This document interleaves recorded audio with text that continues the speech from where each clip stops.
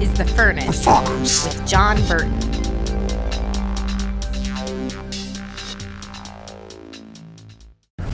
All right, so as a prophetic guy and somebody who absolutely loves and values the prophetic, and we need to be people that are hearing God's voice, and we're living this dynamic life of just shock and awe, where God's moving and things are happening and things are shaking and God's talking and we're hearing, and that whole dynamic's happening.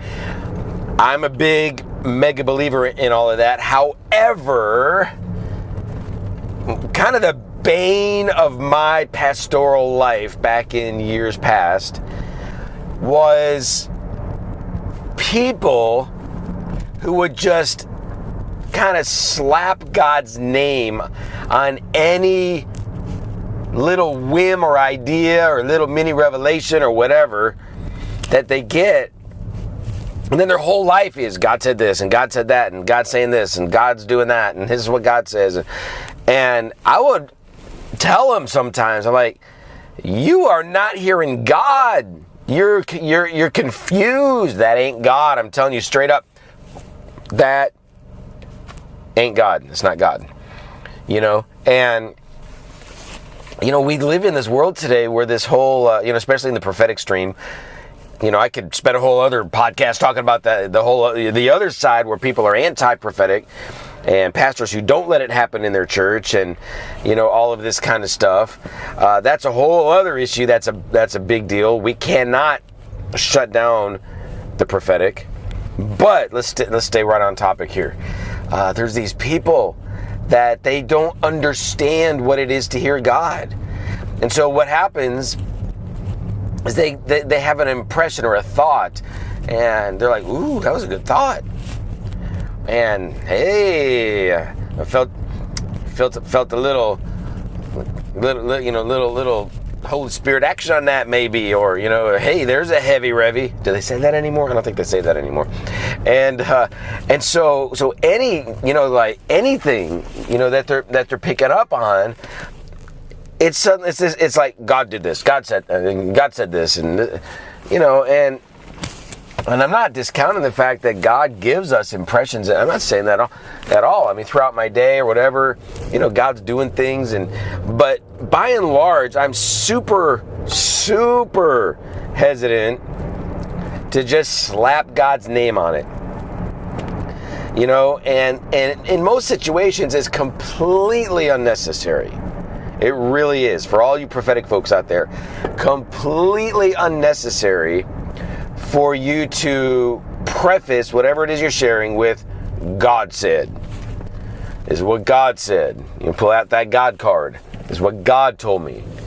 Well, why? Why do you need to tell us that God told you? Sometimes, if it's a very urgent, strong prophetic word, and well, sure, yeah. If it's a dream that you had, and okay.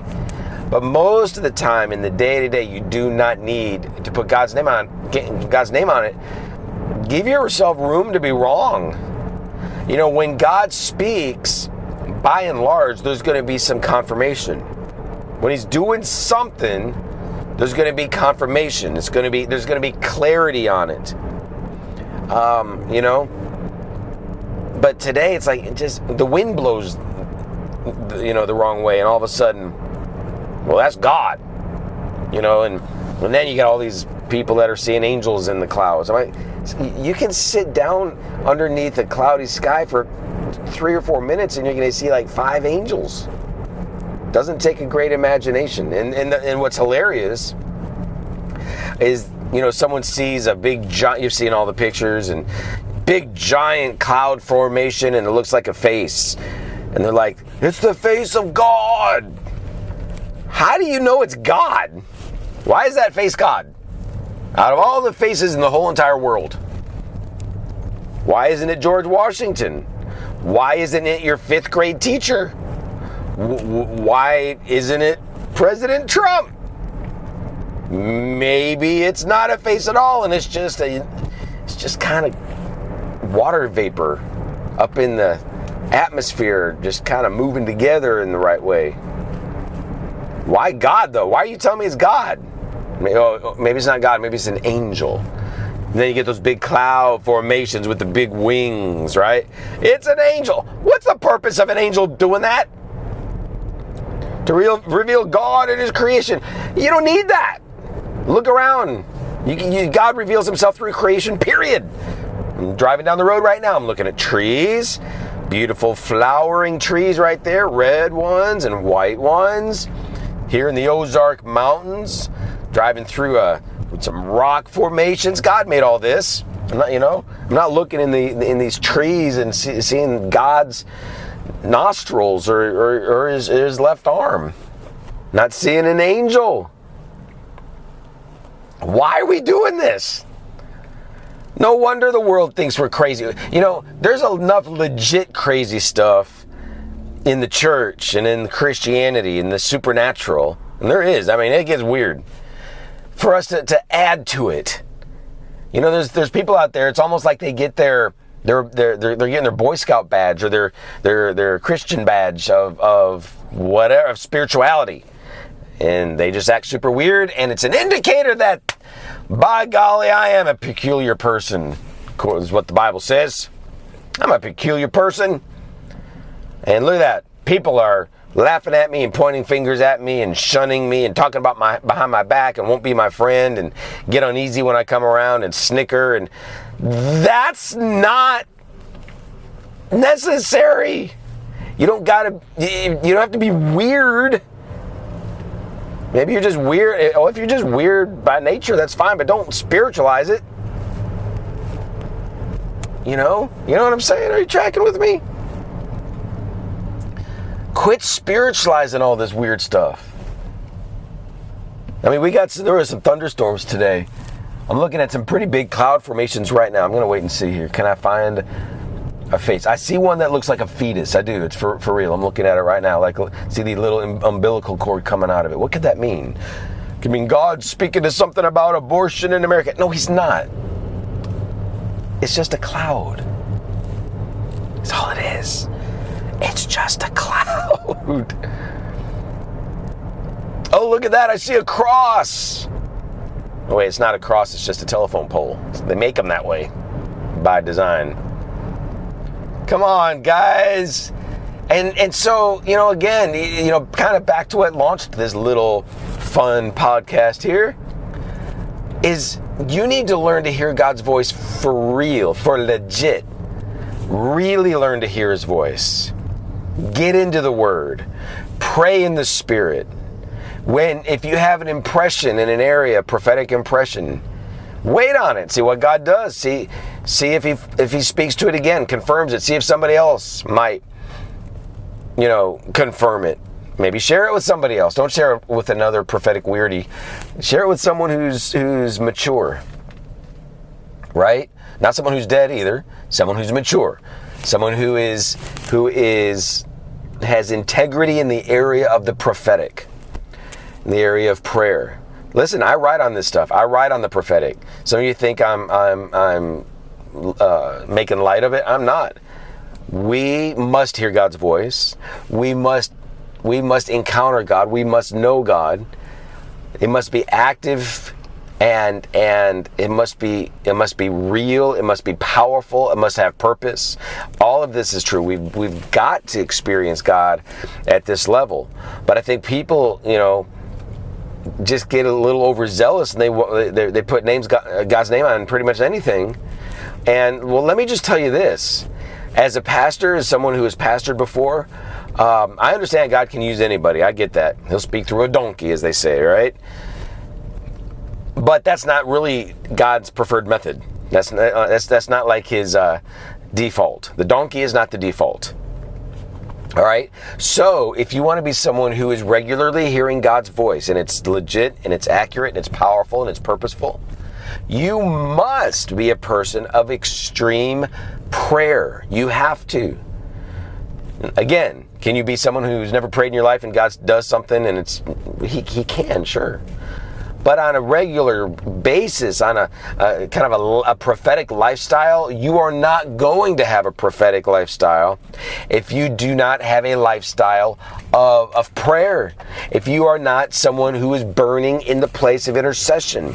If you aren't developing your ability to engage with God, to encounter God, to hear God in the place of prayer, what makes you think suddenly you're this prophetic sign and a wonder for everybody, and you don't even pray? You don't even have a prayer life.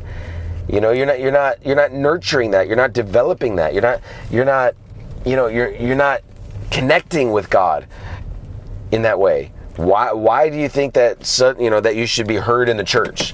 Why do you think that you should be a trusted prophetic voice? Some of y'all, causing pastors all kinds of problems because you're bringing them continually all of these prophetic words, and yet you don't know how to submit, and you don't know how to honor, and you don't know how to stop gossiping, and you don't know how to stop being weird. You don't know how to be mature. You don't know how to have integrity. You're not showing up for the prayer meetings. You don't have humility. You don't have compassion. You don't have the heart of God. On and on and on and on and on. So don't get mad when the pastor doesn't hear you and doesn't let you prophesy, when you got all these other problems, you have all these other issues. Again, the bane of my pastoral life is all these prophetic, quote unquote, prophetic people who just wanted to be heard. They just wanted to steer the ship. It's crazy. And so this whole hearing God thing is a little different, I think, than a lot of people understand. It really is. Just quit putting God's name on everything. Just stop it. If it's legit, hardcore, intense, God's shaking you and breaking you and rocking you and rolling you and burning in you, turning you upside down, giving you a revelation that just shocks the snot out of you. If that happens, and you're trembling and crying and sweating and shaking and come on, well then, okay, God is doing something. God said this. This is what's happening right now. People will sense the presence of God in those words and like, oh baby, yeah, I'm picking up on that. But man, there's so many of these just low level, God said this, God did, just leave it alone. Go deeper and see what God really reveals in your life. So, all right. So, that being said, leave some comments. The way you comment is by friending me on Facebook. If you're a decent person, and I can tell by what I see when you ask me to friend you, I'll friend you. I do most of the time. Just cleared out like 100 and some odd people so I can make room because I hit my 5,000 on Facebook. But that's where you're going to leave comments most of the time. Sometimes I'll drop these podcasts into one of my articles that I write, but I don't know that I'm going to do that this time. Maybe I will. I do have some articles on the prophetic and kind of on this topic somewhere. Maybe I'll just drop it in there. But bottom line, I'd love to hear from you. If nothing else, email me. Go to burton.tv and just contact me. Shoot me an email. Let me know what you have to say. But I love the dialogue. I love the communication, the back and forth. And what do you think about this? Let's see a little bit of health come to the prophetic stream. All right. Talk to you next time. Thank you for listening to The Furnace with John Burton. You can access media, read articles, and partner with the ministry online at burton.tv. And by all means, share this podcast with those who are hungry for revival, reformation, and revolution.